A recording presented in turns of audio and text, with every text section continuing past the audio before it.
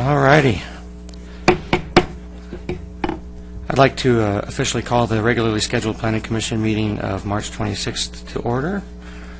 Please let the record reflect that all Planning Commissioners are in attendance. And I believe Commissioner Fuentes, Vice Chair Fuentes, will be leading us in the pledge.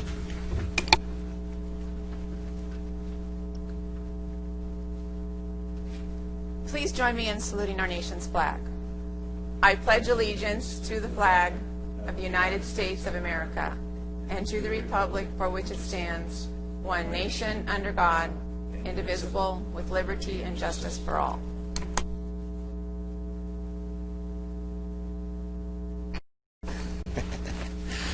All right, so this brings us to our public comments section.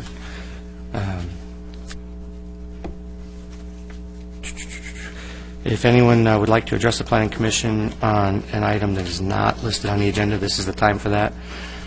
Please fill out a speaker's request form and file it with the minute clerk prior to being heard, and you will be limited to 3 minutes per speaker. In conformance with the Brown Act, we cannot take any action on anything that is brought up during this time. And I understand there is one speaker. Bob Holtzclaw. Thank you. And again, just as a reminder, please state your name and city of residence for the record. I've done this before. Hi, my name is Bob Holtzclaw. I'm a resident of Lake Forest. And about 2 weeks ago, one of your commissioners, Robert, went with me to Serrano Intermediate School and to check out the traffic. It is really bad. The traffic was parked on the red line all the way up to the bus stop on Lake Forest Drive. That's on Geronimo. Going the other way, it went all the way down the street to trying to drop off their kids. We found a lot of different problems in there that probably the city could actually probably alleviate with a little work with the Saddleback School District. We've noticed also that at the end of school, picking up, the light for turning on Lake Forest Drive to turn left was so short it backed up traffic past where people are coming out of Anthony Street. And sometimes people get in a rush, like I want to get home, and they park in that no parking area when you're driving through and block traffic coming out of Anthony. We looked at a lot of different things, and I just hope that maybe one of the commissioners can make a motion to actually really study the problem, because it's only going to get worse. We've got a lot of new homes. We're not building any more junior highs, so we need to look at this situation, and because it's people are just blocked trying to get into there and then trying to get back out again. One of our suggestions was to make 3 lanes going out of that driveway, so you can make 2 right turns and then you can come out that way. But anyhow, I think we should study it and do something right now before it's really bad. Well, it is bad now, but it gets worse. Thank you. Thank you. Were there any other requests to speak? Okay, seeing none, we will move to the consent calendar. Motion to approve? A second. Is there any discussion? Oh, okay, let's vote.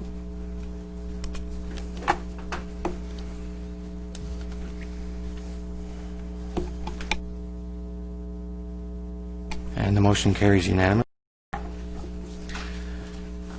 Okay.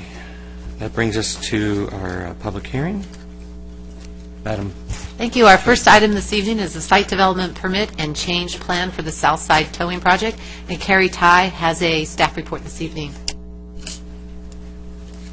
Good evening, Chair Brower and members of the Planning Commission. before you tonight is a site development permit and change plan for the Southside Towing Project. Sounds a little bit complicated, but what it actually is a modification to a use permit that the Planning Commission approved in September 2014, so that was last fall, which allowed a tow yard at 25101 Front Street, and that's within our light industrial area.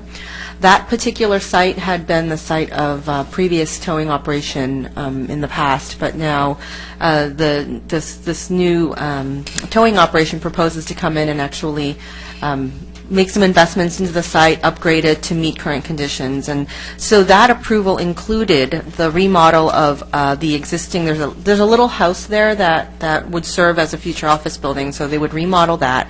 They would construct a new evidence hold building, provide two up-to-code full-access driveways. One would be to access the employee customer parking lot, and the other would be a gated one to access the towed vehicle impound yard, and that would be used by tow trucks. And then the site included a separation of the parking lot from the tow yard by an internal chain link fence. And as part of that approval, the site plan included an 8-foot tall wall at the front of along Front Street, and that was to be set back 20 feet from the site. That particular plan included a substantial amount of landscaping, 20 feet along the front, as well as inside the tow yard. And that during the Planning Commission hearing in September 2014 was discussed by the Planning Commission, and the Commission encouraged the applicant to explore, after some discussion, explore ways to improve the usability of the site and work with staff to do that. And so that's how this application came about. So hopefully that background fleshes out the discussion a bit. The current application includes moving that 8-foot tall wall from its approved location 20 feet back to 10 feet, and that is in conjunction with landscaping that 10-foot strip along Front Street.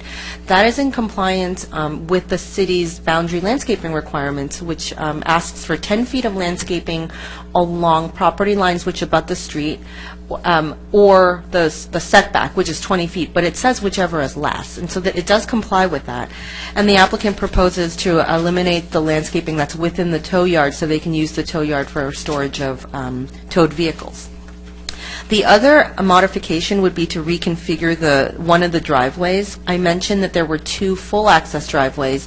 One would go to the parking lot, the other one would be for the tow yard area. And this includes modifying the yard driveway to an egress only, so that customers, it's not really customers, it's really people who are interacting with the operators of the tow yard, anybody claiming their car and such. And the towed vehicles would use the same remaining full access driveway, but that chain link fence I talked about, they would put a gate through there so that the trucks could enter the tow yard, drop off the towed vehicles, and then the other driveway would be modified to be an exit only. And what that allows is actually it avoids a line of sight problem when they're moving the wall up, but the gate still has to be back for queuing purposes. So it actually avoids some problems, and it also allows for a more consistent streetscape along Front Street, so there's less of a break in the landscaping. The proposed modifications to the site actually will allow for a better usage of the tow yard area, and it also accomplishes what one of the basic goals of the light industrial area design guidelines was, which was to really create a visually consistent aesthetic along the streetscape to blend all the different various industrial uses that are allowed there.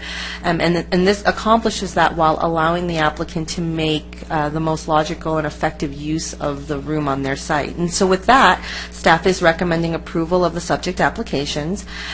In your agenda report, I did include some detailed graphics showing precisely the modifications, and hopefully that helped you. So at this point, I will conclude my presentation and address any questions you have. The applicant is also in the audience tonight. Thank you. Thank you, Carrie. Are there any questions for staff? I do have one. The maps aren't real clear, and I drove past there and I was just trying to visualize at the 10-foot point where it's proposed tonight, it would actually be closer to in line with the fence for the property next to it. Is that correct? Are you referring to the taxi? Yes. It's actually a little further back from that. Right, but as opposed to like 12 feet back from that. That's correct. So, okay, thank you.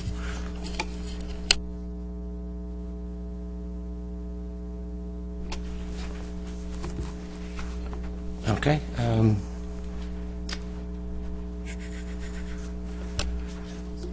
Okay, so I will call our first speaker. Alex Mohammed. And again, just to be consistent, if you could state your name and your city of residence for the record, please. Sure. Good evening. My name is Alex Mohammed.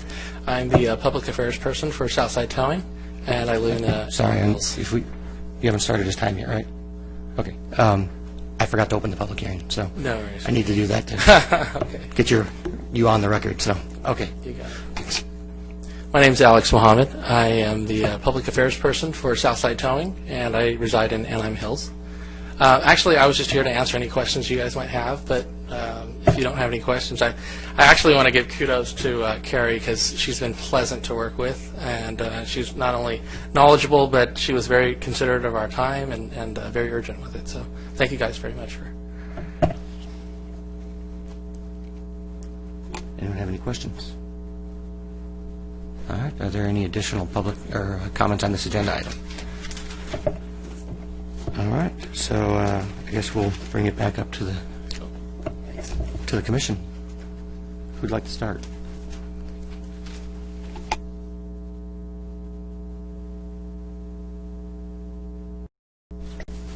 I think this is kind of a continuation of our discussion with them previously, and I think you've done a good job of, rearranging the site and maximizing the use of the property. I think we decided before that the extra landscaping around the sides and back of the property really wasn't necessary, and it was probably an expense that could be better used to store cars. I like the fact they moved the fence forward. I think that, from my perspective, the changes to the project are completely acceptable, and I'd support it.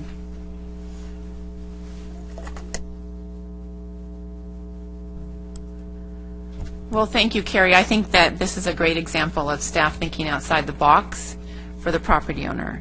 And given the drought conditions that we're under and the proposed landscaping for the cars that were in violation of laws, seemed a little silly to us. So thank you for figuring it out, and thank you to Mal and Gail for I'm sure joining in on that efforts. Great job. Okay. Anyone else? Would anybody like to bring a motion? I can make a motion to close the public hearing and approve staff recommendation for the change to this project. I'll second. Any last comments? I guess we should vote.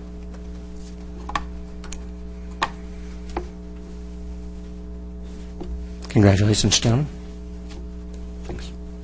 The motion carries 5-0 for the record. All right, so that'll bring our director back up for agenda item number 3.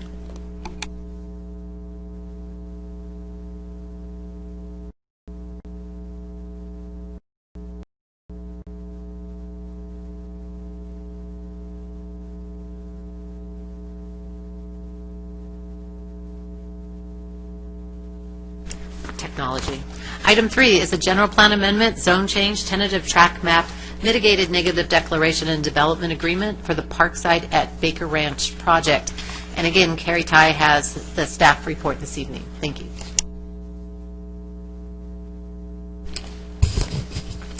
Good evening again.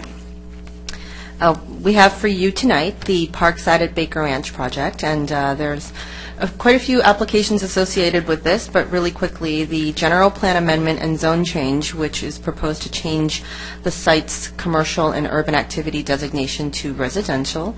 A subdivision map, also called, formal name is tentative tract map, to divide the property. Planning provisions of a proposed development agreement, and an amended reclamation plan. And it's cryptic, but I'll talk about it in a minute. The 30-acre site, subject site, is located at the northwest corner of Portola Parkway and Rancho Parkway. And for context, I know many of you have visited the city's new sports park. It is the property across the street from the sports park, across Rancho Parkway, where you see that there's a signalized intersection that hasn't been activated yet. So it's that site across the street there. The site started operating as a mine in the 60s and more recently became an interim storage location for a myriad of industrial-type equipment and vehicles. There's also a nursery on the site that specializes in mature plants, so you'll see that over toward, probably that would be the east side of the site. The site is bounded by State Route 241 to the north, Portola Parkway to the east, Rancho Parkway, and the city's new sports park to the south, and then an industrial business park area to the east. One of the notable upcoming uses in that business park is the Sheriff's Department's new southeast substation. So the property owner is requesting approval for future residential uses, but has submitted a tentative tract map. And the map shows a proposed gated residential community, and it would have a maximum of 250 units. As I mentioned, the project access would be from that signalized driveway, and there's also an emergency vehicle egress over on the sort of west part of the site through one of the residential cul-de-sacs. The map shows 117 single-family lots and a 9.2-acre future multifamily lot. It could be for it could actually be for any kind of product, but it's called a multifamily lot on the map. A half-acre recreation site, private streets, and various open space lots. And I should mention that one of the open space lots, I believe it's Lot G, may be a future tot lot or small park, because it's just kind of on the corner there. The grade of the site in general varies because the streets around the site slope. The site itself is pretty flat due to the mining activity, but on the western portion of the site where the proposed single-family area is, in general, that's pretty level with the roadways around it. And then the multifamily site on the east, that will have some grade differential from the surrounding roadways. And the most extreme case of that, you're looking at about 20 to 25 feet on the corner above the intersection of Rancho and Portola Parkways. As discussed in the agenda report, the 30-acre site is a size that it's large. I mean, if you've been out there, you look at it as a pretty large site, and it could create any self-contained type of environment. And in reviewing this, we looked at the project's design and its elements to buffer a future potential residential community from the surroundings. Some examples of those buffers are, for example, the entry gates, which will prevent any type of overflow parking or visitors from nearby uses. Sound walls or landscaping will buffer certain portions of the site, buffer the residential structures from the other uses, and also some of the residential structures might have noise attenuation windows, for example. And so those are detailed in the agenda report, and also there's an environmental document that accompanies this this application. Excuse me. And as also mentioned in the agenda report, the owner does plan to seek out a residential developer to acquire the property in the future and actually build the community. And because of that, you'll notice this application only includes a tentative tract map and not, for example, a site development permit. That future residential developer would be responsible for submittal of future site development applications for the future homes, and that would include detailed plans that include building plans and site plans, architecture, landscaping. Those applications will all come back to the Planning Commission and be reviewed and decided upon. And just to cover the scope a little bit, in a single-family neighborhood, the typical elements that are looked at, because the lots are already on the map, what the Planning Commission would look at would be architecture, driveway locations, landscaping, and street furniture, like lamps, mailboxes, and fire hydrants, because they affect how the availability of on-street parking can be had. And then in the multifamily area, the site plan review would be on a more complex level, because you'd look at the internal circulation, how the driveways work, whether they're shared driveways, whether they're shared, whether they're alleys or what have you. And so it all depends on the type of product, and at this point, we don't know those things yet. We would also look at building orientation, architecture, landscaping, lighting, etc. So everything that we would look at in the single-family area, but on a more complex level. There is also a development agreement with this application. The city's municipal code requires a development agreement to accompany general plan amendments on privately owned property. And the Planning Commission's role is to review the planning-related provisions of the DA, and those pertain to land use and development standards, and we've also detailed those in your agenda report. Now, talk about the amended Reclamation Plan very briefly. As I mentioned, this site used to be a mine, and in accordance with the Surface Mining and Reclamation Act, there needs to be a reclamation plan so that it's basically a guarantee that any site that's mined will be returned to a usable level. And in this case, the applicant proposes that the amended reclamation plan be reflect the grading plan for the site. And in essence, it's graded to a flat state, if you will. It's almost flat as it is, but it's graded to a flat state to allow for future development. So the reclamation plan can really dovetail into the natural course of what would be required as part of development. And that is part of this overall package because it in itself depends on the approval of the other applications. And so with that, I'd like to just share with you that we did notice, published public notices in the newspaper and mailed to surrounding property owners. We received 3 letters in support of the project, and we have shared those in different colored sheets on your dais. I'd also call your attention to the project errata sheet on the dais, and that includes 5 text changes to portions of the conditions of approval for the tentative track map resolution. They're just brief wording clarifications. And I'll conclude my presentation at this point so that any discussion can begin. I know there's an extraordinary amount of information in your packet, so I will let that happen. And the project applicant is also in the audience tonight. We also have our environmental consultant, and then we have David Belmer here, Assistant City Manager, and he was instrumental in working on this application along with the rest of the team. So thank you. All right, thank you, Carrie. Are there any questions for staff at this time? Do we have any speaker requests? Okay. Larry Tucker?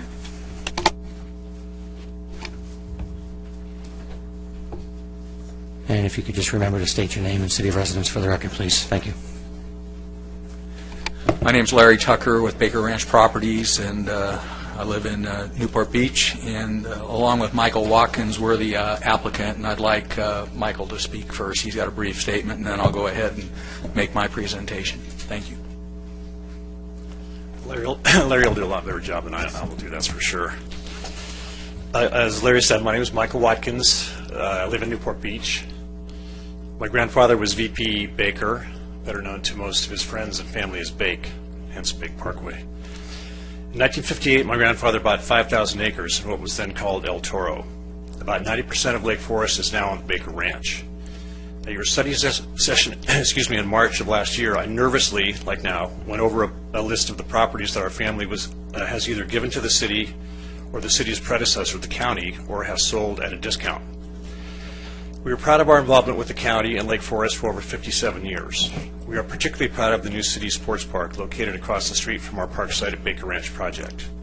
In 2012, we sold 15 acres of our land to the city so the land could be included in the sports park.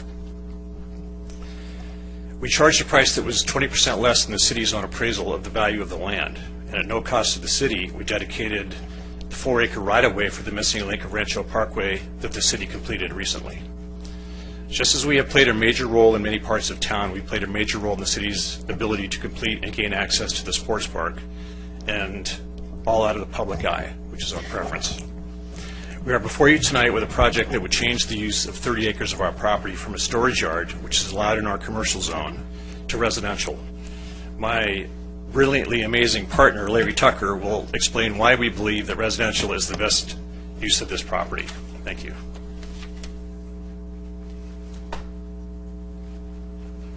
He loves to put the pressure on me.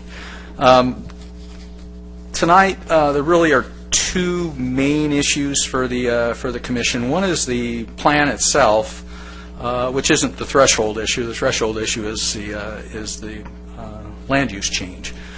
The plan itself is virtually identical to the plan you saw last September. It's a flat site. It's a regular in shape, and the plan really has basically remained the same as it is.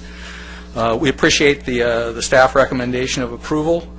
But to go into the concept of the land use change, you have to start with how we ended up with a commercial zone in the first place. This property, like all of the property in the opportunity study area, was all impacted by the overflight zones from MCAS El Toro. So it wasn't a zone that we selected, it was a zone that selected us. We had no other choice. We could either farm the land or be commercial. We couldn't be residential. So now the restrictions are gone. We believe it's appropriate to step back, take a look at it, and say, you know, if the airport had never been there in the first place, what's the appropriate use of this land given what surrounds it today? And the feel of that area has changed significantly because of the actions of one party. It's the City of Lake Forest. We were in a commercial zone. The city bought, at their request, 15 acres of our property along Rancho Parkway, and that was also zoned commercial. They figured out how to cobble together an arrangement with the county where they ended up with 60-some acres of open space, previously given, I might add, to the county by Baker Ranch. And they've turned that into a sports park that's beyond anything that I've ever seen. We paid more than half the money for the sports park, so we're proud of the quality of the asset that we ended up effectively financing. Our property is no longer surrounded by commercial uses. We have a sports park across the street, so it begs the question, what's an appropriate use for this property now?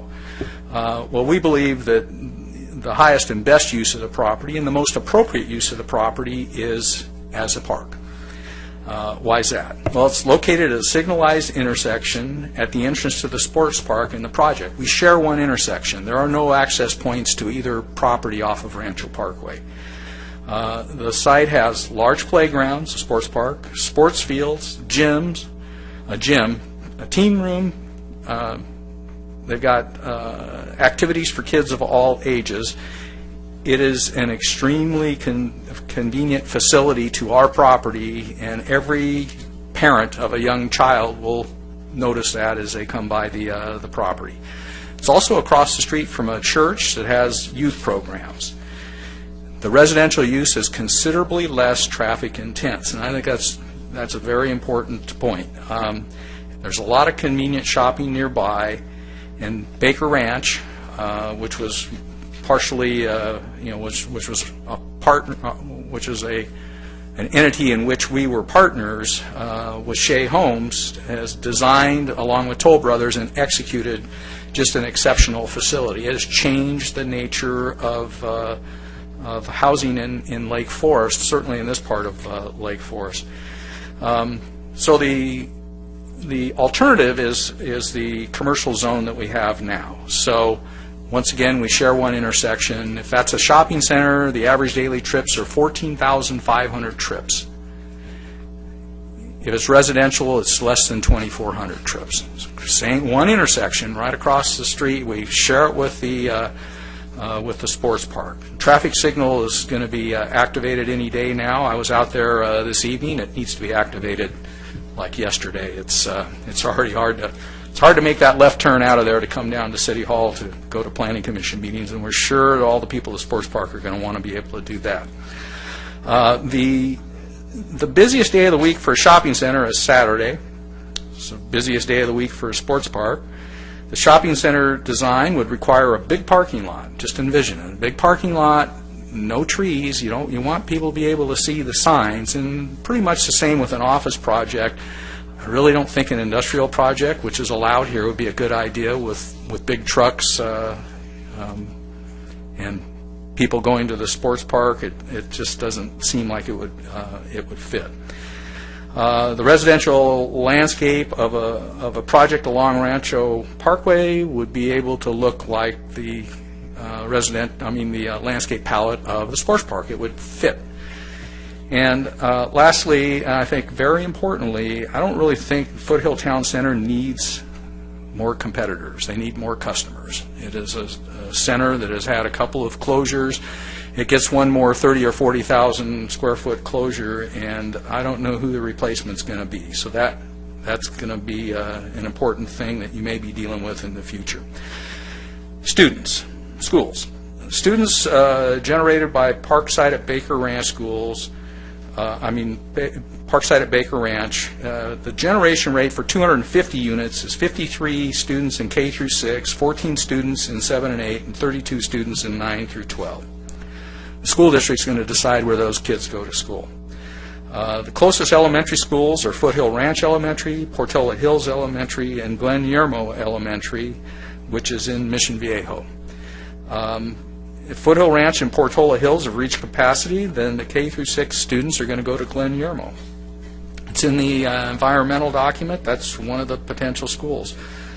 Middle school, 14 students likely to attend Serrano, 32 students likely to attend Trabuco Hills, but I can't really guarantee where they're going to go because I have no say-so, and actually neither does the city.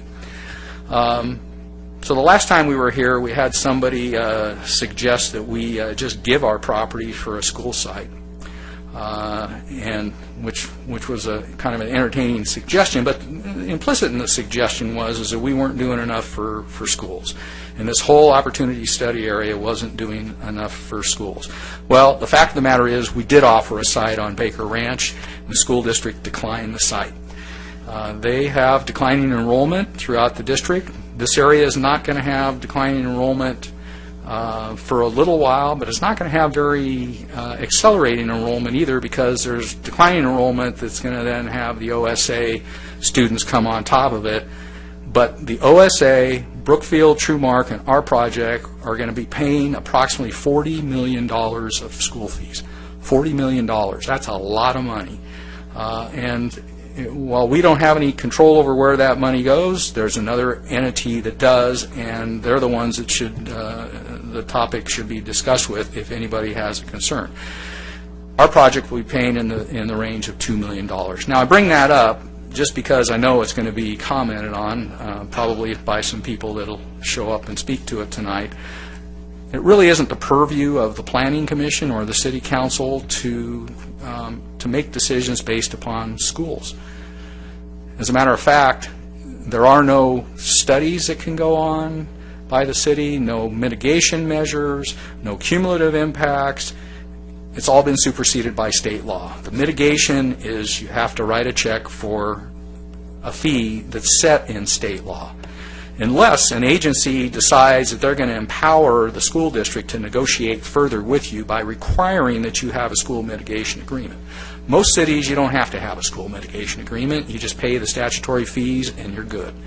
City of Lake Forest empowered the school district by a school mitigation agreement requirements in the development agreement. We couldn't even get here tonight without having the development agreement signed. I mean the school mitigation agreement signed. We ended up paying 15% more than what the state law now requires. So once again, $40 million. And what about the financial contributions of the project? Now, my position is that this is a better land use even if you got nothing, but you're not getting nothing. The city's going to get a whole bunch of money. It's the same approach that financed the sports park. The sports park was financed by the Opportunity Study Area owners agreeing to pay for every unit. Every time they pulled the building permit, they paid money.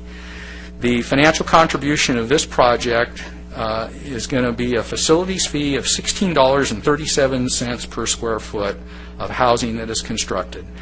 That'll amount to, depending on the size of the houses the home builder builds, it'll be in the range of $7 million.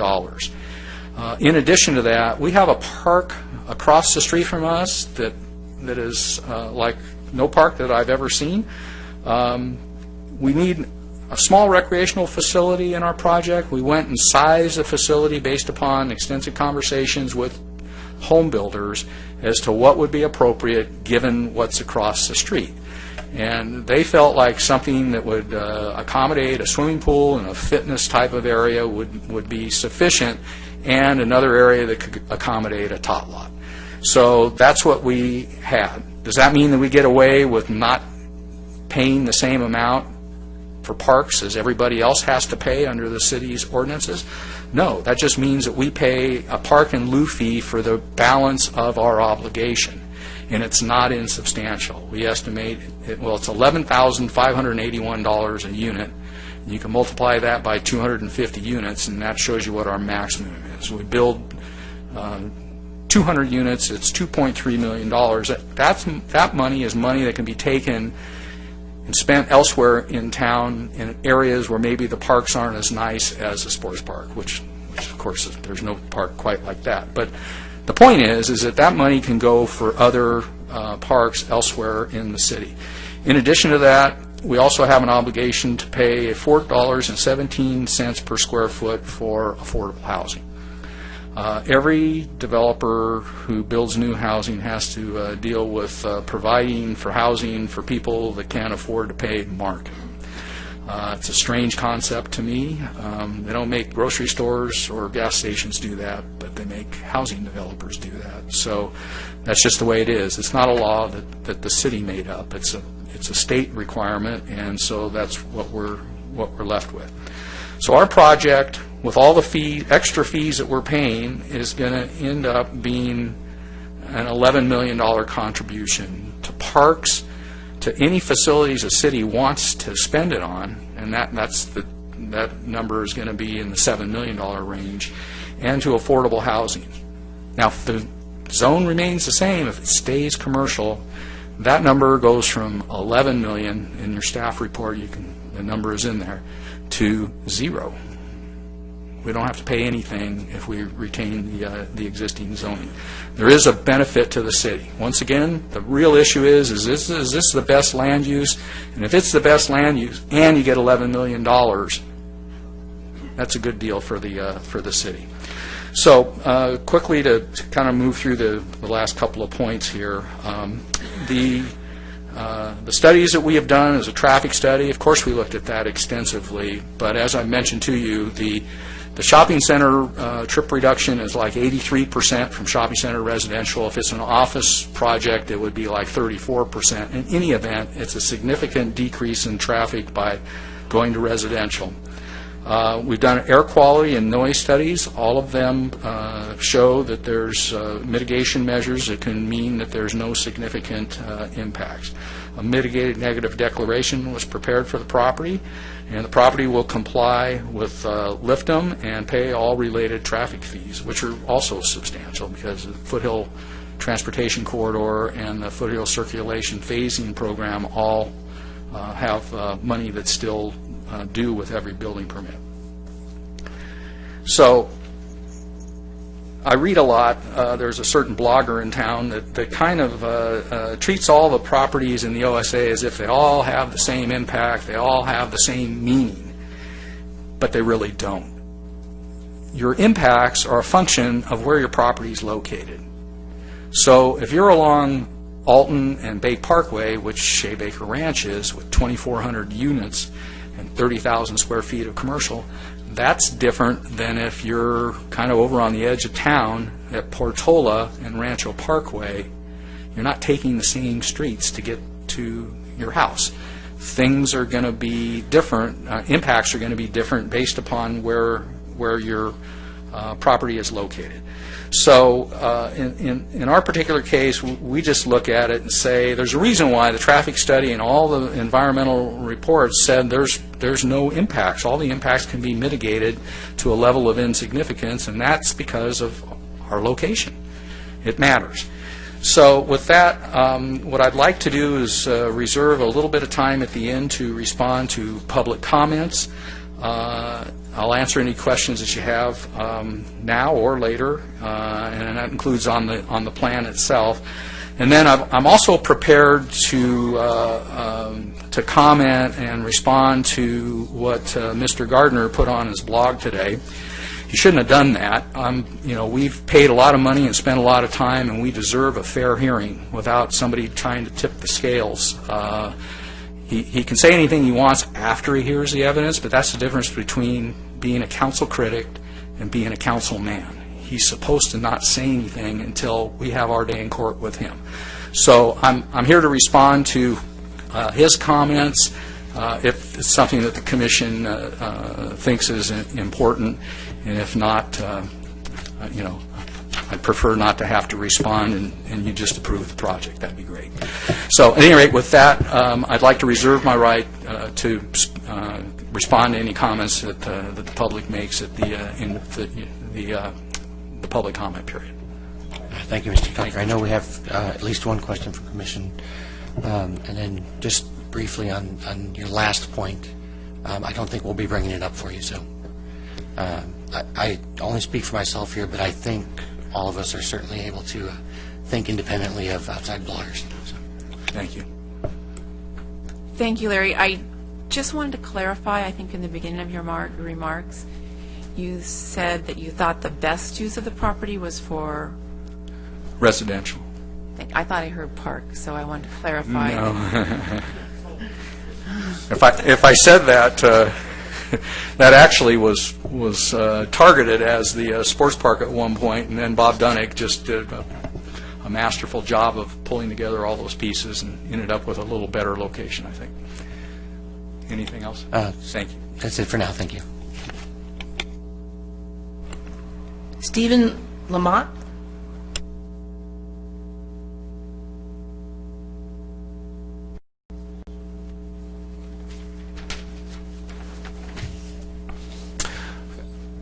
My name is Steve Lamott, and I am a resident of Lake Forest. I'm the Director of Government Affairs for the Building Industry Association of Southern California Orange County Chapter. I'm here today to show our support for City Staff's recommendation to approve the general plan amendment to redesignate Parkside at Baker Ranch site for from commercial to residential, as detailed in agenda item number 3. For your background, the BIA is a nonprofit trade association of over 1,000 companies employing over 100,000 people, affiliated with the home building industry here in Orange County. Our mission is to champion housing as the foundation of vibrant and sustainable communities. At present, 4 of our member companies are actively building neighborhoods in Lake Forest, and we are thankful for the city partnership. Based on an informal survey of our members, the Parkside property has the ideal characteristics for a successful new home community. It is located next to your amazing new sports park, has good access to existing shopping and services, and benefits from the quality of the Saddleback Valley Unified School District. The immediate area surrounding the site is job-rich, with 3.5 jobs for every home. Locating more housing at Parkside helps bring better planning to the city of Lake Forest.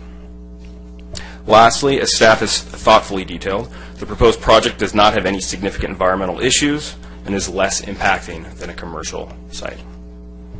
Thank you for the opportunity to comment this evening. We strongly encourage you to approve this proposed rezone designation for the Parkside at Baker Ranch property. Thank you. Thank you, sir. Jeffrey Jackson.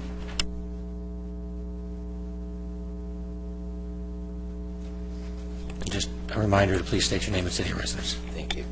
Mr. Chair, members of the Commission, my name is Jeffrey Jackson. I am a resident of Costa Mesa, and I'm here tonight representing the Orange County Association of Realtors.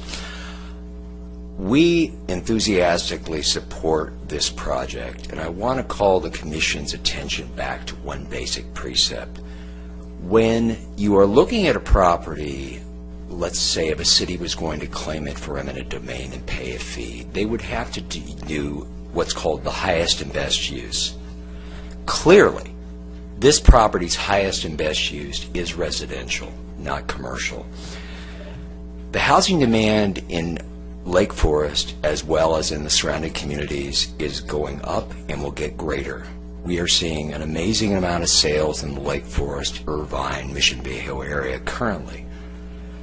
Additional houses in this area are going to be nothing but a benefit to Lake Forest, nothing but a benefit for that area, and a continuation of the great development that is occurring at Baker Ranch.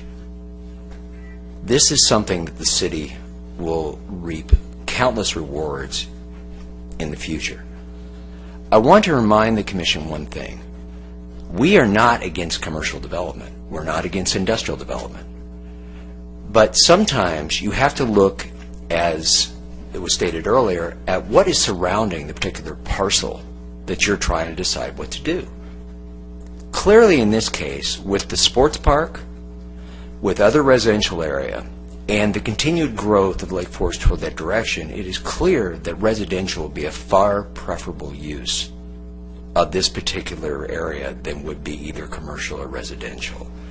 We at OCAR would like to advocate that the Commission approves the rezoning request and that this become a residential community, much as the other portions of Baker Ranch are residential community. I thank you. Thank you, sir. Lisa Pittman.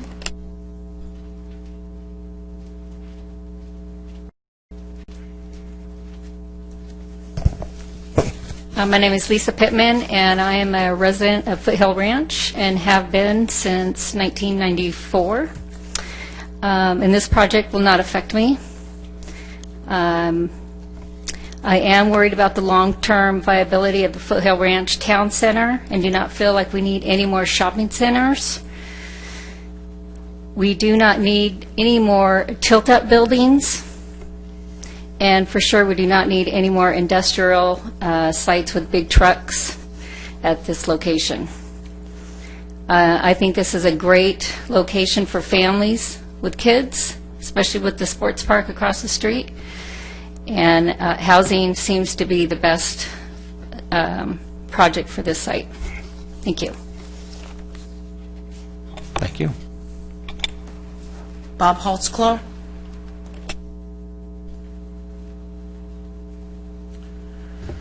Bob Holtzclaw. I'm a resident here of Lake Forest, and I've been here since 1978. Do we really need another 250 homes in the Foothill area? Our commercial property is shrinking. We're going to be one of the lowest in sales tax because of our commercial property isn't being utilized properly.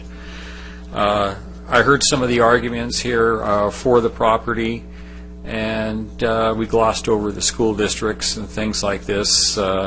Right now, we haven't really had the impact of what's going to happen in that area as far as traffic and everything else. You can make any kinds of models and, you know, that everything is just going to run just utopia. But we haven't seen what's really going to happen in that area. So far, Foothill Ranch, which I do thank the people at Foothill Ranch. They've done a lot for the city. However, they are a business, and they're here to make a profit. And I thank them for helping the park and everything else. But there's only 280 homes that have actually closed escrow in Foothill Ranch. We've got almost 5,000 homes going to be built in that area. You only have 2 grammar schools. And like the gentleman before me, there's going to be people busing their kids all the way to Mission Viejo, grammar school kids. It isn't going to be sufficient. Traffic, we haven't even taken a look at really what the traffic impact is going to be. What are we going to do then? I had one councilman say, oh, you know, that this is the Ronald Reagan way of doing things. And it's just not what Ronald Reagan would have done as far as helping, you know, someone with a commercial property change it into a home residential. And I mean, I knew Ronald Reagan. My brother worked for Ronald Reagan. So this is not really his philosophy. I just wanted to stop it right now and let all this other home developments come to completion, and let's see what the traffic and the impact is before we start another phase. Thank you. Thank you. Tracy Tingley.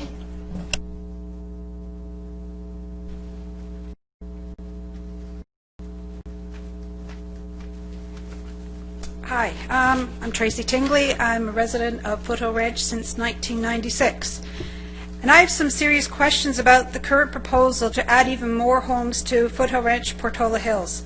There's the 5,000 new homes that, again, we have not seen the impact of those homes in there, and people keep saying it's just a drop in a bucket, it's more homes. We don't know what the impact is going to be. Yes, we've had some closings in shopping, but what are 5,000 new homes going to bring to that? That's going to change. We're going to be overrun there. My children have been out of Foothill Ranch Elementary for over 10 years now. So 10 years ago, before any of this new developments come in, traffic was bad getting in and out at school. Enrollment's gone up after they left, and it's now coming down, although the numbers that the districts are saying are different than what the numbers the people who are actually in the school are reporting. Pickup at the school was at 2:45. People would start driving to the school and be parking along the roads at 2:15 so that they could get in and get out quickly. That was 10 years ago. What is going to happen when we have 5,000 new homeowners, none of which these kids are going to be walking to school? Everybody's going to be driving. They would drive down and they park down by the bottom of Ralph's. Trying to get in and out of Ralph's at the drop-off and pickup time, also, it was a nightmare back then. Again, add 5,000 more homes to that, what's that going to do? Going up the same thing to Portola. There's one street going up to Portola Elementary, one street going down. How do you fit 5,000 homes on those streets? Foothill Ranch was built to support 2,500 homes with a school. We've got 5,000 homes being built. No schools are being developed. Now, I know that the schools are not part of your jurisdiction, but how can you, in a right conscience, keep approving homes without schools and support to help these people? Where are these kids going to go? Everybody keeps rubber stamping, sure, everything's fine. Traffic should be the concern for the Planning Commission. Just getting in and out. I think the land should be kept zoned for commercial. Rather than competing with the businesses that are already in Foothill Ranch, why not bring in businesses that are going to support the sports park? Why not bring in things like batting cages where teams can practice and bring revenue in there? Do you realize that if you bring that into a house, the closest grocery store to those new homes is in Mission Viejo? So those people that are going to live there are going to shop at the Ralph's in Mission Viejo. It's further to go than the Ralph's in Foothill Ranch. People from the sports park, if they go for a tournament, if they want to eat, the closest food is Mission Viejo. If we bring restaurants, facilities, and businesses that would support the people who are actually going to be attending the sports park, baseball things, sports stores, so that when they're there, spend the money here. Keep the tax dollars in Foothill Ranch or Lake Forest. I hate to cut you off, but your red light is on. Okay. I'm just asking you, vote with your conscience and not for the council member who's appointed you. Thank you. Dan McDonough.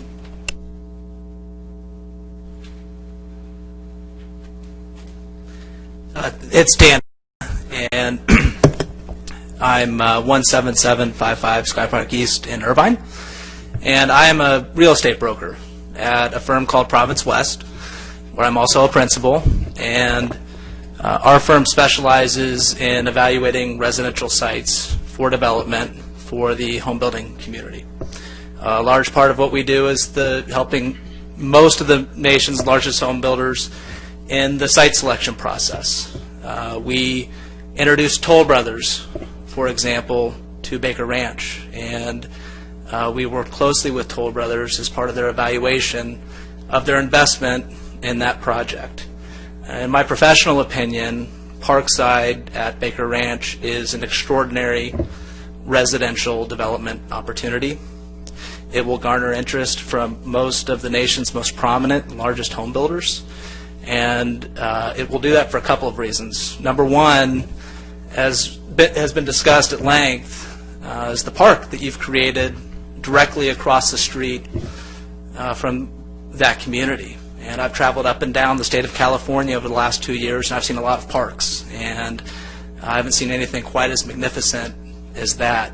And the opportunity for a home builder to build a home where a resident can walk across the street, where their kids can play Little League Baseball and AYSO soccer and barbecue and run free, is an extraordinary value proposition. It's an extraordinary amenity, and it really makes this site a residential site. With regard to the schools, which is the second point that I wanted to touch on, when you look at test scores throughout the state of California, Saddleback Valley Unified School District is one of the best school districts in the state of California. People really want to send their children to schools in this location.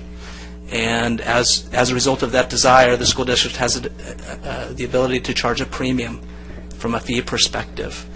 Builders are confident that the infrastructure is in place to accommodate additional growth. Thank you very much.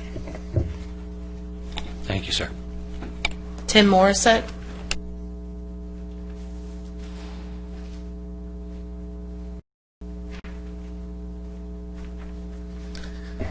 Good evening. My name is Tim Morissette. I've been a resident of Lake Forest, used to be Foothill Ranch, since 1994. You know, every time I get up here, I feel like I'm shaking in my boots because I get nervous, because I feel that usually I'm talking about things that I disagree with that are happening within our community. Being here for over 21 years, I disagree with this project. I think a lot of people that have come up behind me and in the past are here to put money in their pockets, but they're not here to enjoy the lifestyle that I came here in the first place for. This project is not an idea situation. The person who said that has got to have rocks for brains. It backs up to a toll road. It sides to a commercial. There's only one project in Foothill Ranch that sides to to the toll road, which is the Brittany condos. And those homes are probably the least desirable homes in the city. And so you're going to have an idea situation where people are coming off the toll road, they're siding to commercial, the lights and noise of the ballpark are going to be across the street. How can that be a good situation for families to live in? Besides the fact that these are going to be small lots. The average lot size in Foothill Ranch is approximately 5,000 square feet. I don't know what the lot sizes that might be going on in this project are, but I know that they're going to be smaller than that. It's like the Auto Center condos and houses that went in that I disagreed with. This is zoned commercial. Please don't change it to residential. I think it's a bad idea. I think it will increase traffic. I think it will increase overcrowding. I think it's a negative location. We already have housing that is coming on board. We don't know what that's going to happen as far as the impact in the community. And I think what's good for a few is not what's good for many. And I think the residents are the many here, and the few are here to line their pockets. I don't know how you could say no to the Baker family for all that they've done. It's unbelievable. But I wish you would say no to them, because we deserve more. Thank you. Thank you, sir. Okay, I'm being told there's no more requests. Is there anyone in the audience who has changed their mind and would like to speak? Okay. I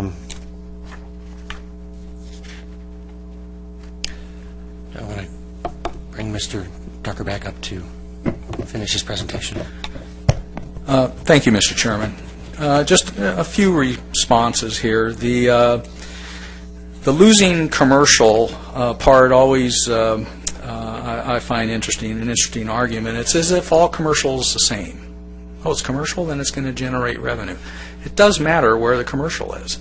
This commercial is not actually near people and housing. I'm talking about our site. It's not on El Toro Road. It's not near I-5. Retail and office is oversupplied in this part of town, and internet shopping is decimating the big box stores of Foothill Town Center. So losing commercial, I don't know that there's anything here to really lose. We got designated as commercial, not out of some scientific land use evaluation where somebody decided, well, we need so much commercial, we need so much residential. We got designated commercial along with everybody around us in a giant swath because we were in a noise zone. So there was never any science to the commercial designation in the first place. So, for us to think that this is losing commercial, it's not losing commercial, because the commercial's not going to be as viable a use here. This is the Gardner pitch. Well, let's wait 10 years, because that's how long it'll take to build out the OSA, and then see what happens. That really is it's nonsense. There's been an environmental impact report that projects what everything is supposed to be. There's been no evidence that any part of that environmental impact report is not accurate. And I'll remind the Commission that under CEQA, you're only to consider substantial evidence in the record, and that does not include argument, speculation, unsubstantiated opinion or narrative or evidence that is clearly inaccurate or erroneous or evidence that is not credible. And that's what you get, is a lot of opinions about what this will be or could be or should be.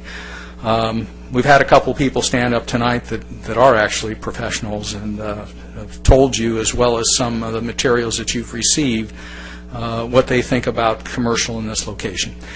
The issue with the school load, Mr. Gardner's blog this morning said the OSA is going to create 7,500 students. That would be a shock to the demographer for the district, who projected with the environmental impact report in 2006 that the OSA would generate under 2,000 students, not to be confused with 7,500 students.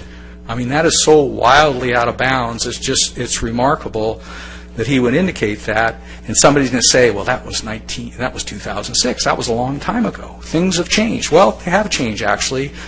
The demographer's study was based upon 5,415 homes.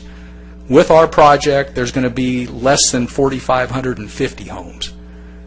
Their numbers are wrong in the OSA environmental impact report because it estimated more homes were going to be built in the opportunities study. And the number of homes that keeps getting to bounding about of 5,000 is actually, as I say, it's about 4,550 homes. Foothill Elementary, I don't know what to say about Foothill Elementary. I don't think our kids are going to go there if what the woman said is true. They're probably going to end up at Glen Yermo and in Mission Viejo. They're not going to drive up to Foothill Ranch. So she's all unglued about Foothill Ranch and what has happened there, and it sounds like the whole area wasn't planned out as well as it could have been.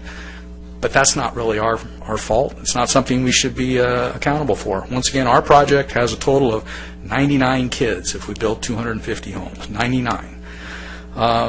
In terms of batting cages, that's a big site for a batting cage, 30 acres. The closest food will actually end up being right next door to our project, right across the street from, right next door to the sports park.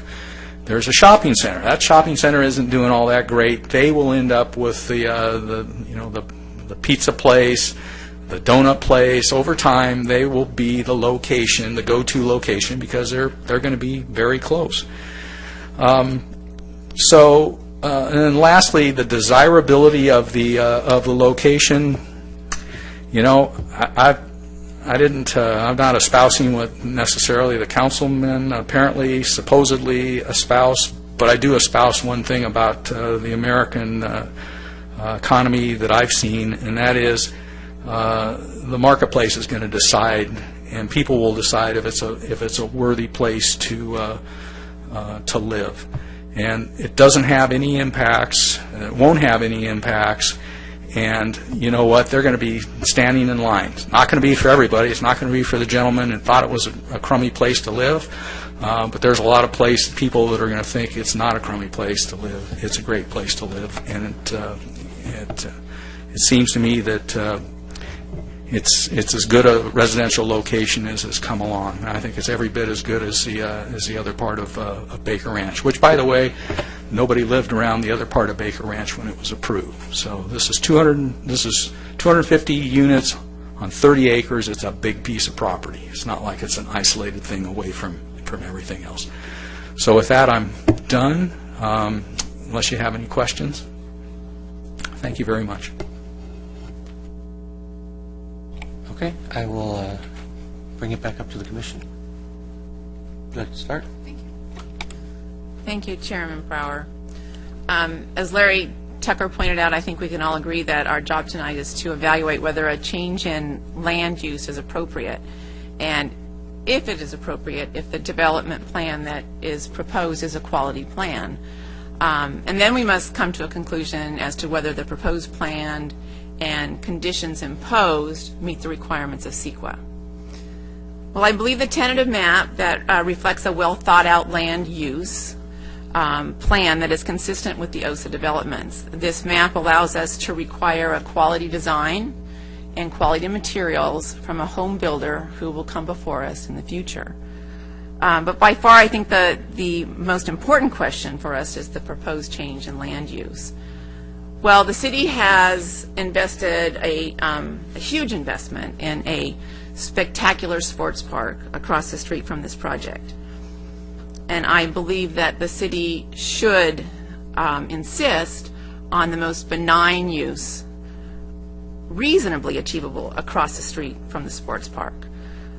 We should not want to see a use that generates a lot of traffic.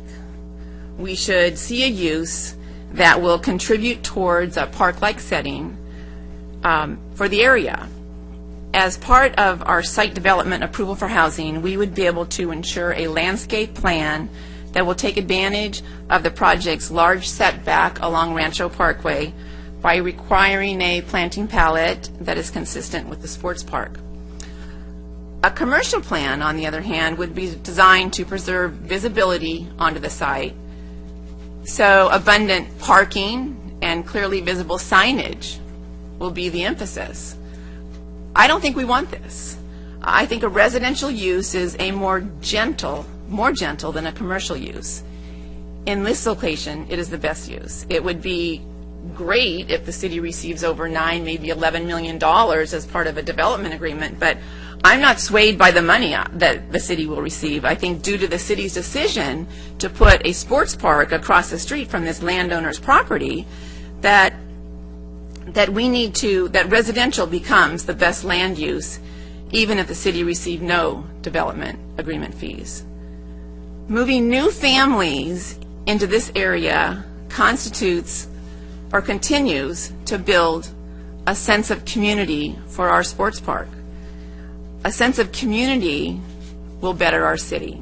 So I support this project. I want to thank Michael Watkins and the entire Baker family for bringing a better alternative land use for us for consideration. Thank you.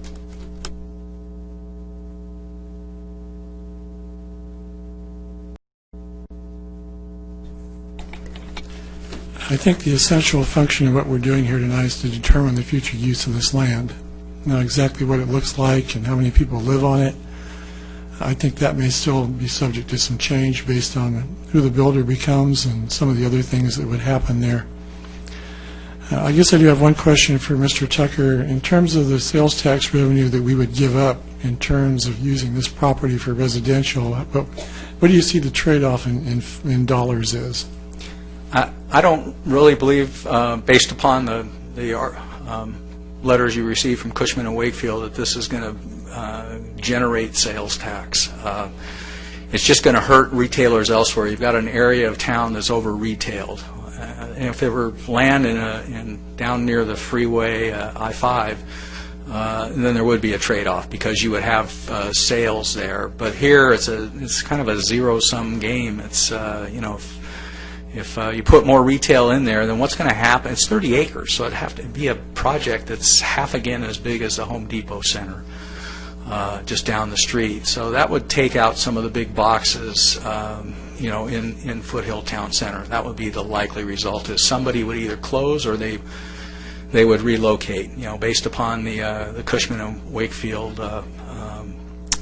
letter that was submitted. The big benefit of up to $11 million at the front end would take an awful long time to catch up, even if there were some sales tax. But I'm just not seeing it. My day job, the reason why we don't actually have a plan for housing is I'm not a housing developer. I'm a shopping center developer. If I thought there would be a sensible shopping center there that wouldn't kind of do more harm to the area than good, then it would have been built years ago. We've owned the land for 57 years. So I just don't see a net loss of sales tax revenue. I have a couple of other questions for you, if you don't mind. Go ahead. With respect to the 241 Toll Road and Rancho Parkway, this development, if it goes in, would be sitting right between those two. I'm presuming that regardless of what happens, whether it becomes residential or not, the amount of traffic in Rancho Parkway is going to increase. And it seems reasonable to believe that the traffic on the 241 Toll Road would increase just by virtue of whatever happens there. I'm a little concerned that the back of this development would back up right onto the 241. Can you give me a little bit more detail on how you would mitigate or work with the builders to mitigate the potential sound problem for the residents that would potentially could live there? In the mitigated negative declaration, we prepared we hired a consultant approved by the city to analyze the acoustical consequences of building housing there.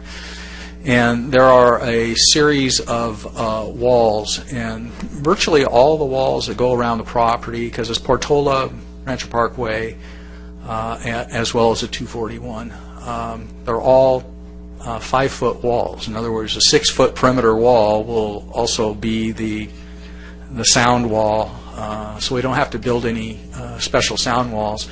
With the exception of along the toll road, there's an area where the sound wall, the toll road is at grade with the site, and then the site starts dipping down. The site has 45 feet of fall from the industrial building to Portola. And as the fall starts going, then the sound wall starts coming down. So it starts off at 10 feet, and goes a couple hundred feet, and then it goes to 8 feet, and then it goes a couple hundred more feet, and then it goes to 6 feet. And about the middle of the site, it actually is zero. There is no noise mitigation that you need at all. Of course, there'll be the typical 6-foot block wall that'll be there anyway. But so the noise is mitigated to a level of insignificance in all cases. So I thought there was something in the information that you were provided to us that talked about the potential to have to add soundproofing to some of the houses that were along the 241, potentially additional sound insulation, potentially beefier windows, things like that. Is that still in your plan? Yes. Well, it's not a choice. Those are actually mitigation measures that have to be included with the housing. So when the plans come in for plan check, they're going to be plan checked against those mitigation measures to assure that that's what ends up getting built, and that's what the inspectors will see when they're in the field. Okay. Another question with respect to the fact that this property used to be was a mining area. Do you have a soils analysis or anything from the civil engineers that talk about the stability of that particular site with respect to the houses? I mean, I know they've had a problem in Portola Hills with landslide slippage and stuff like that. Is there anything that was a result of the mining operation there that could affect that property? Well, the mining operation is a little bit of a misnomer. It was never actually a mine in the traditional sense of creating a pit. It was a way to remove sand from the site. The material on the site is actually sand, as luck would have it. And so we had a mine operator who basically was a sand seller that scraped up the sand, put it in a truck, and sold it. Or whoever came in, they just put the sand in the truck, and away it went. Now, what you see on the site today is almost no slopes. It's very flat. So there's going to not be very many slopes. There's going to be a slope up against the toll road, and then there's a slope that you can see that kind of wraps around Rancho Parkway. Soils reports were done. That is a very stable building material that you don't soils bearing material that you don't need to amend in any particular fashion. It's good the way that it is. So not only did we do the soils report that the city reviewed, but we also, in order to do some grading along the edge of the mine site next to the toll road, we had to get an encroachment permit from Caltrans, so they reviewed all of our soils analysis as well. Very good. Thank you. Thank you.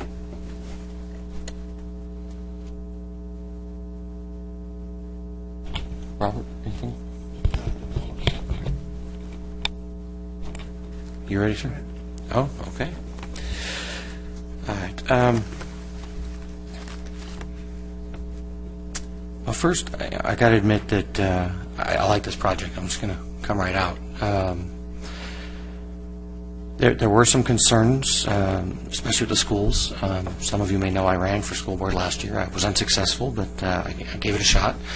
And a big part of the reason I did that was because I felt like the school board was not listening to the concerns of Lake Forest residents.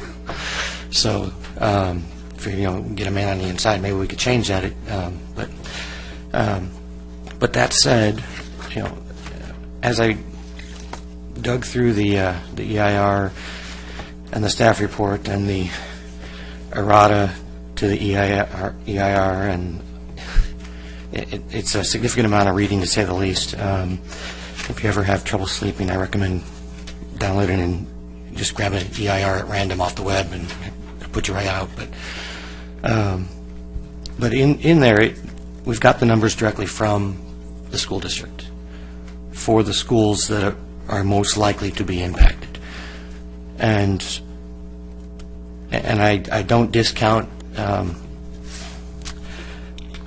Ms. Tinley's observation that the numbers on the ground may be different, but the numbers I'm being given and that I'm forced to work with, because that's the official evidence, says that Foothill Ranch has room for almost 200 more students. Glen Yermo, which I actually live closest to and my kids would go to but for school choice, has room for 165, and Portola Hills another 130. Glen Yermo would be less than ideal for a variety of reasons, but from a geographic standpoint only, it's a straight shot down Los Alisos, which actually isn't that hard to do from that project site. Again, it would be less than ideal, but if that's where the school district sends kids, it wouldn't be the end of the world. I drive farther by choice to take my kids to school to avoid Glen Yermo. So, Trabuco Hills High School, the most logical choice for the high school kids, has room for 231, and by official numbers, Serrano Intermediate has room for over 500. I have a hard time digesting these numbers as well, because I've seen many of these sites. I know the things Mr. Holtzclaw talked about. I drive that way to go to work, and it's a mess over by Serrano during drop-off and pickup. But that being said, the official numbers are what they are. So, and that's, as I'm making my decision, that's what I'm taking into account, is those official numbers. And it put a lot of what I was worried about, at ease. As a person who works in the Foothill Ranch retail town center, I can tell you, anywhere we get more customers from is a good thing. Anyone else that we have to compete against would not be such a good thing. I would love to see Portola Parkway get put through so we can pilfer some of the people that live in those new Irvine developments that are back there. Because if they had a straight shot across Portola, shopping in our town would be easier than shopping in Irvine. And it's a little off topic, but I'll stop there and just say that I think this is the right use for this piece of property. And it also fits with my belief that unless there's direct evidence of harm being done, we should let homeowners and landowners use their land. So, thank you.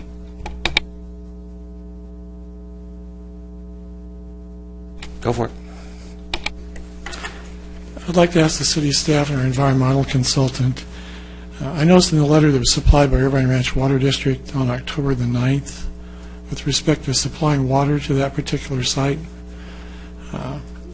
it appears that there's some indication that Irvine Ranch Water District would supply recycled water and regular potable water to that site. In light of the drought and the changes in the state's requirements now for water usage, do we see any change in the ability of Irvine Ranch Water District to be able to supply sufficient water to that area? Or are they going to depend on recycled water to make that work? The letter says that they can do it, but the state of California doesn't seem to quite agree with all these statements, I think, sometimes. And what do you know or have any understanding of where we stand with the potential for the reduction in water that might occur if we allow this project to go forth?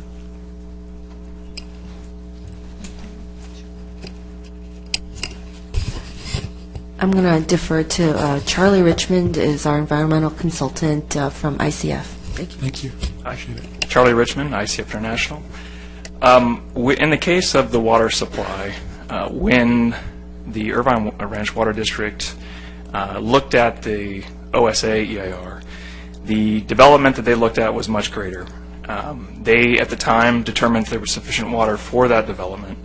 When they do that, they take those numbers and they add it into their urban water management plan. And from that point on, every 5 years that they update their supplies, they take into account the development that was approved at that time. So actually the project as it's proposed now, that water is accounted for in their water management plan. It would actually be reduced. The demand would be reduced with this project. Do we foresee that they will bring recycled water to that area? Do they have the ability to do that? Okay, yeah. There's currently a reclaimed water main there, and so things like irrigation would be supplied by reclaimed water. But yeah, there's currently service there, and the future developer would be required to continue that through to provide reclaimed water service for purposes of irrigation and I guess other non-potable purposes. So. Is that something that we would probably mandate as part of our approval of that project going forward? We'd probably require them to use recycled water where possible. The Irvine Ranch Water District regulates which uses on site or which type of water is used on different uses on site. I mean, they down to, I can tell you, restrooms in parks. I mean, they will tell us what kind of water to use, and so we really defer to our water purveyor for those types of direction. I certainly encourage the use of it.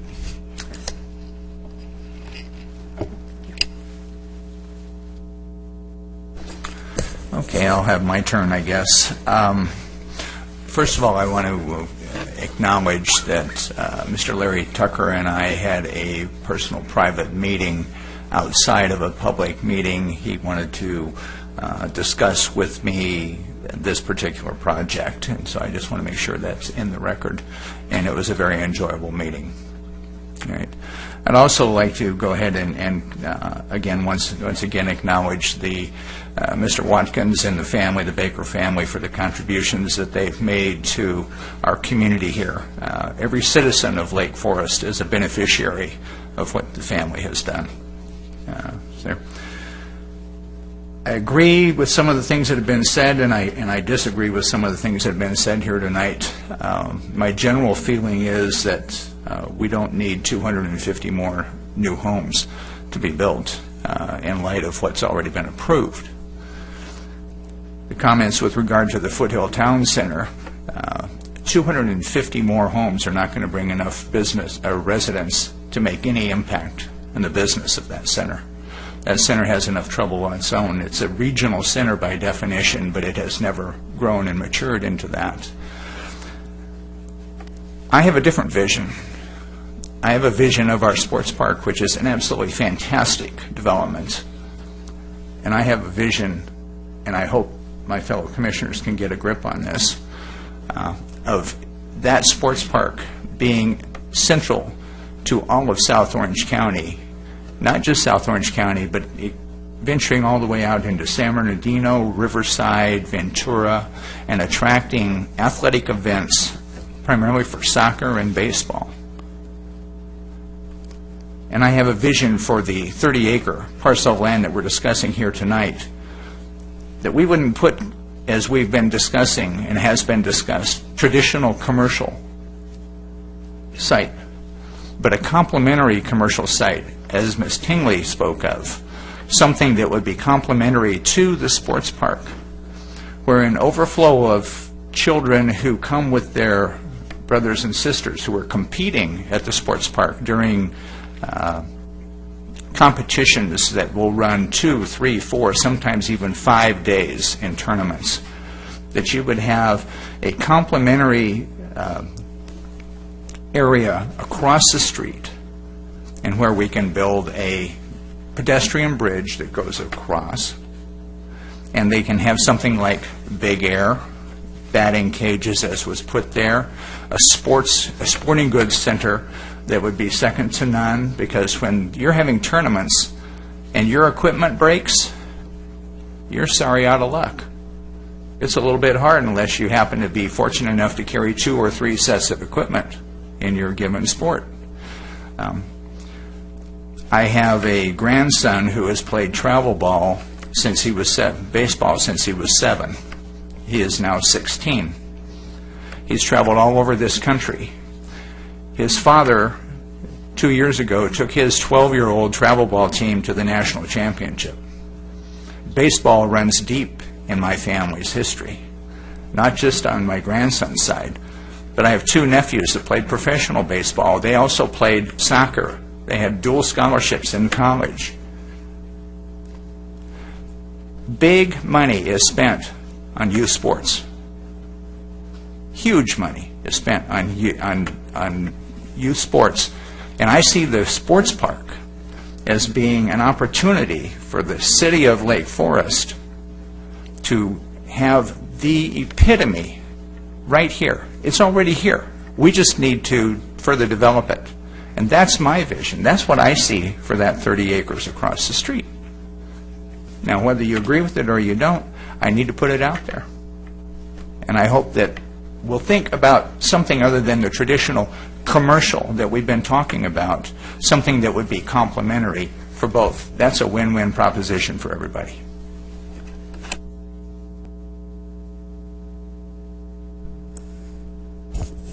Thank you, Commissioner Verplank. I'd like to also clarify that I did meet with Mr. Tucker privately. And I appreciate your comments about your vision. I'd like to just add that I believe that Mr. Watkins was or is a former baseball team owner, and as the owner of the property, my guess is that he has his own vision, and his own vision might have looked at all of this great complementary sports park because that is his profession, but as the property owner, he's come up with a different plan. And sometimes our visions, and I would hearken back to last meeting, I had a vision for my neighbors next door, and I didn't want them to move in, but I didn't own the property. I didn't want to buy the property, so they moved in with their kids and their dogs, and now I love them. But it wasn't my decision who moved in next door, and it's not my decision what Mr. Watkins does or the Baker family does with a residential or B, a commercial property. The only decision tonight, and let's not get sidetracked on visions and pretend we're property owners here. We're only saying is it a good residential area, and I believe it's the most gentle use, and it's the use that the property owner is coming before us tonight and saying, this is what I vision for my property.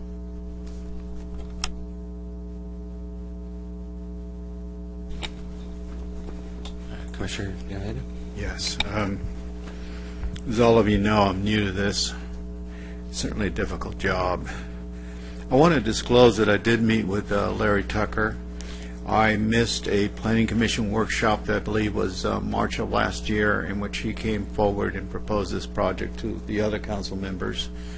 And we met here in the City Hall, and he explained to me what he had explained to them. So just for the record, I want you to know that's so.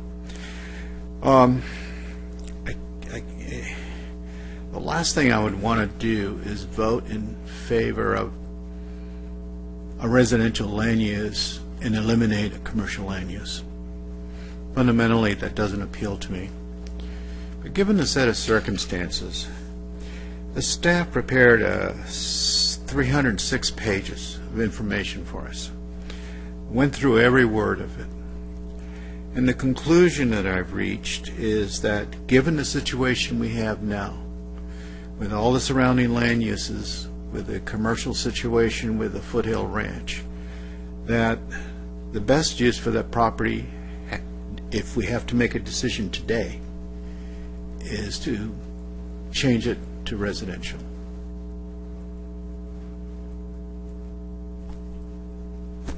My thoughts? Like several of my other commission members, I also met with Larry Tucker privately. And most of the information that he presented to me at that meeting you've heard tonight. From my perspective, I think that to not allow Baker Ranch to utilize the property the as they recommended probably is not fair to them, and it may not be fair to the residents of the city. I agree with my fellow commissioner here about the fact that also, in a sense, don't like to take away the potential for them to use it for some level of commercial. I do have some misgivings about the fact that the Bakers cannot come back and tell us what they're going to do with the multifamily part of that site. That seems to be kind of an unknown. We talk about everything but that, and I've heard very little information about what's going to happen with the multifamily part of that site, and that concerns me some because that's kind of a black box, and we really don't know what's in it. The fact that they're limiting it to 250 families, I believe, including the multifamily, is that correct?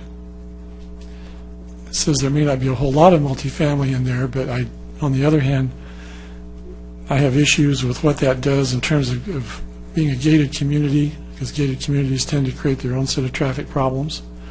I understand the gating in this case is to control the parking from the sports park. I guess that's an issue we won't know about really until the situation comes to be, because I think we won't know how big a parking problem we have, because really the sports park's not at full utilization yet. And what that might do to the traffic, what it might do to the traffic flow.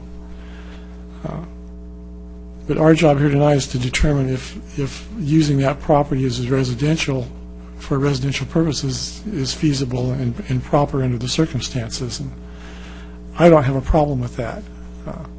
In terms of what goes on with the future development beyond that and what happens with the school district, the school district's going to do what they want. I mean, the biggest complaint I hear about anything that we talk about with adding homes is the school district. Unfortunately, we have no jurisdiction over that. We have no control over that. We do have some control of how that property gets used. And I think that right now, to deny them the opportunity to use that as residential would be a mistake. I would hope that as they go forward and as they select a builder and do other development work on that property, that they're sensitive to the fact that I don't think the residents of the city want a huge development in it. I don't think they want it crammed real tight. I would hate to see you come back and do like you're doing in Baker Ranch right now, and the other part of it, and ask to increase the density. I think I'd be real reluctant to increase the density beyond what's already projected here now. And I also probably don't think from a selling standpoint it probably wouldn't make that much difference. I think that you've spent a lot of time and effort with the staff. I think the staff did a really good job putting together this presentation. I think the staff believes in this, and I have a lot of reason to believe that our staff is competent and fully capable of bringing us, solid recommendations. So I'm really reluctant to go against them too. So from my perspective, I think I don't see reason not to support the project as presented. Okay, just to make it a clean slate, I also had coffee with Mr. Tucker. I even let him buy, but if it makes you feel better, I'd let any one of you buy me coffee. So, even if it's gas station coffee, to be honest, I got a problem. But that said, I would just remind my colleagues and anybody in the room, regardless of what direction we go tonight, we aren't the final arbiter. This is, logistically, we're going to make a decision to recommend or not recommend. City Council will then get it and do what they have, their jobs to do. And if they disagree with us, they've already shown, and Mr. Gardner has pointed out many, many times, they're not afraid to reverse us. So, we need to do what we think is right tonight, and they need to do what they think is right in a month or so, and we'll go from there. So, does anybody else have anything to add before we close? I have a question with regards to a motion. Can we look at all 6 resolutions in one motion? Mr. Chairman, Planning Commissioners, typically that is what we do. Because tonight we have 6 resolutions, many of which are dependent upon other resolutions for their efficacy, it would be best to proceed one by one. I would recommend turning to page 60 in your packet. It's page 26 of 27 of the staff report, and that actually lists the attachments. The first 6 of those attachments are the resolutions. I would think the easiest way to proceed is to move as we typically do, staff's recommendation, or if the Commission's prerogative is to go contrary to staff's recommendation, to make a contrary motion. But, for example, you could move staff's recommendation as to attachment 1. Once that vote is taken, then move recommendation as to attachment 2. And that way the resolution that has been recommended would go forward as part of the motion. Does that make sense? It does. And with that, I'd like to close the public hearing. Before you do that, I'd like a comment. Before I do that, I would like to hear from Commissioner Verplank. Thank you, Vice Chair Fuentes. I appreciate the interaction. I appreciate the public being here. Appreciate what's been said. But I would disagree with you, Commissioner Fuentes, and that individual property owners, if left to doing only what they chose to do without some input from bodies like ours, would lead to chaos and development throughout our community. And that's why we're charged with the responsibility. And while I find this, and I want to compliment staff, this is an excellent report, very lengthy, and I want to compliment Mr. Tucker, the job that you've done. This is a tough one, but the point that I want to make is that we can't just acquiesce to individual property owners' desires exclusively. Right? So that seems to be kind of something that I'm hearing all too often, that it's the property owner's property, they can do what they want with it. And to a degree, I agree. However, we must not just roll over in these situations. We must analyze them, and we must do what's right. With regard to Foothill Ranch Regional Center, or Foothill Regional Center, Town Center, whatever it goes by up there, 4,500 new housing units is not going to save that center. It's going to take more than residential housing units to boost enough traffic to make that center viable. And if we don't think outside the box, if we don't think of creating something that's going to drive more traffic than 4,500 new housing units, the owners of that center will one day find that it will be too much burden to bear. They'll stop, and we're going to have a huge piece of land up there. I'm not a visionary in terms of a crystal ball, but I have been in the real estate industry for 35 years, and I get it.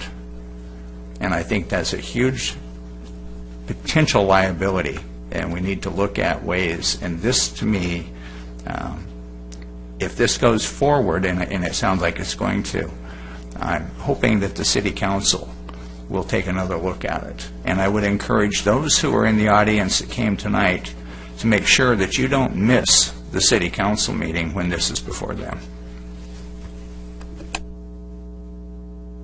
Actually, before you go forward, I do have one other comment that I missed in my notes earlier. Something that Commissioner Verplank said earlier that had crossed my mind as well. I think the idea, even if it's residential, the idea of a pedestrian bridge is phenomenal. So if you haven't looked at it, I would recommend it. I'm not inclined to make it a condition of approval. I just think that's a brilliant idea. So with that, I'd like to close the public hearing and take staff recommendation for resolution number 1.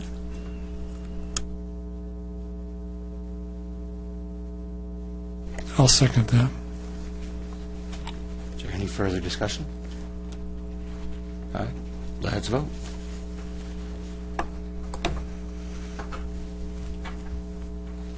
The vote is 4-1 in favor. Do you need a roll call? You don't need a roll call. Okay. Yeah. Still learning up here. I'll make a motion that we approve staff recommendation number 2 as presented on page 60. Second that. As a quick question of formality, do we need to close the public hearing each time, or is the first time cover the rest of them? Thank you. Okay, any further questions, discussion? Okay, we can vote. And again, 4-1 in favor. The motion carries.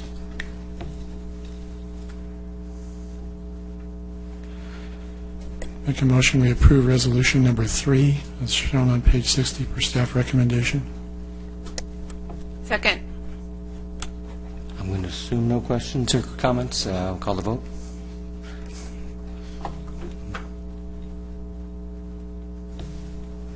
And again, it carries 4-1.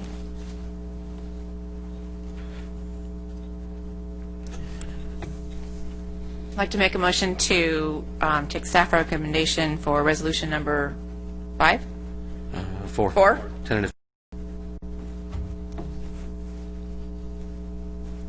I'll second. And I guess we can vote.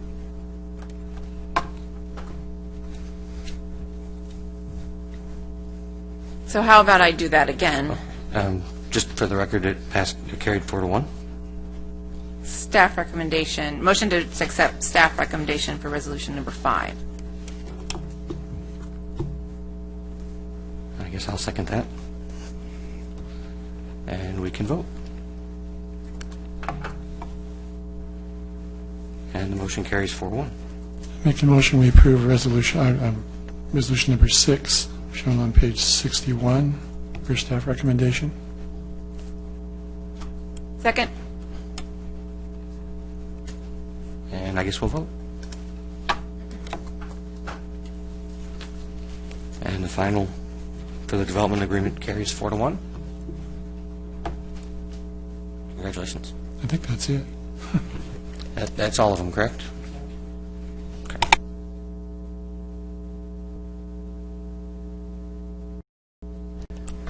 Thank you, Chairman Brower. I have a question for, I'm not sure if it's Peggy or for Gail. In the previous minutes, I had brought to your attention that the one motion I had made, it was in the corrected minutes, so that's what passed. Thank you.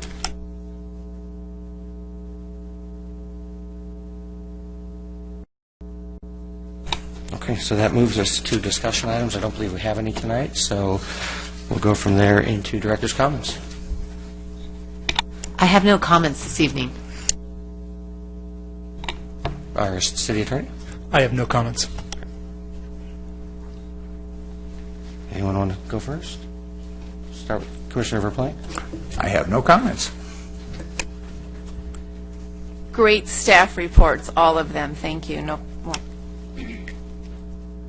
Commissioner Ludden? I want to thank the staff again for a really fine job. I really appreciate the work that you do bringing these projects to us. I mean, that one was a lot of work, and there was a lot of detail, and I appreciate the time and effort you spent with the applicant.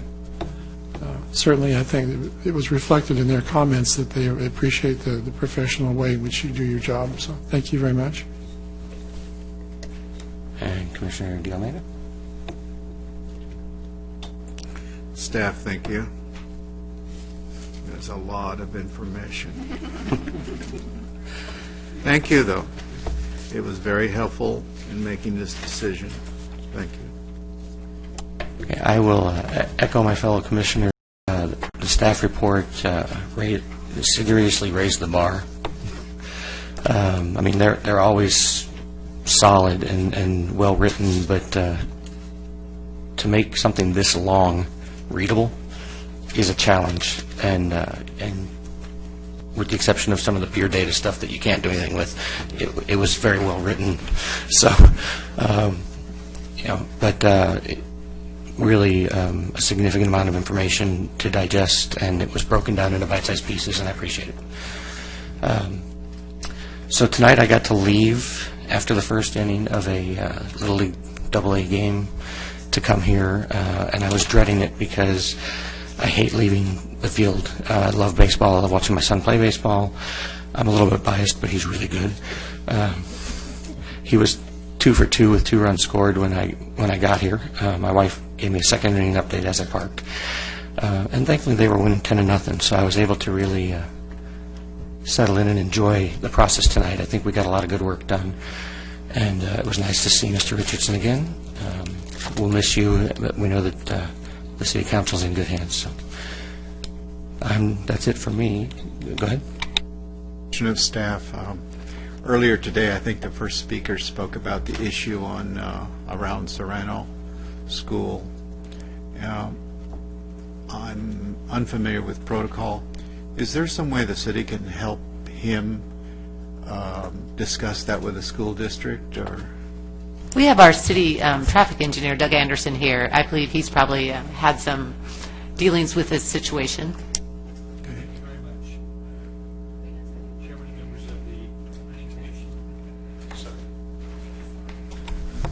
Doug Anderson, traffic engineering consultant for the city. The city is actually studying the entire Geronimo corridor right now. The City Council entered into a project with the Orange County Transportation Authority about a year and a half ago to synchronize all of the signals from the city of Mission Viejo on Geronimo through Lake Forest and into the city of Irvine. That project, we've been installing a lot of equipment out there. I don't know if you've been out there recently, but the traffic signal box at Geronimo and Lake Forest is that beautiful hunter green, not the one that was painted with a spray can, but a beautiful powder-coated hunter green that we just recently installed last week. The signal timing programs are just about ready to be implemented, and that location, as the gentleman spoke of earlier, where the traffic backs up, we are monitoring that very close, and we do agree with him. His observations, we've seen the same thing, and the new traffic signal programs that will be installed probably in June, July of this year will see a huge advantage to the traffic signal movement through that corridor. So we are looking at that right now, and like I said, I think you'll see large changes right after the first of the fiscal year. Thank you. Thank you for that. Just to conclude, before I officially close us, Bunny Blast is this weekend. It's a phenomenal event for anybody who has kids in the area at the El Toro Park, so take advantage of that. And other than that, hold on. Gail, do we have a joint session with City Council on the 31st? Yes, we do. Just a reminder. Okay. And I believe, Peggy, do you have the packets for them? Before you leave, be sure and pick up your staff reports. Okay, thanks. Peggy, could you give me the date for the next meeting, please? It's April 7th or so? Well, that's the joint meeting, but not the next actual planning commission meeting. The 9th. Oh, thank you. Okay, so I will adjourn tonight's meeting to the next regularly scheduled planning commission meeting on April 9th.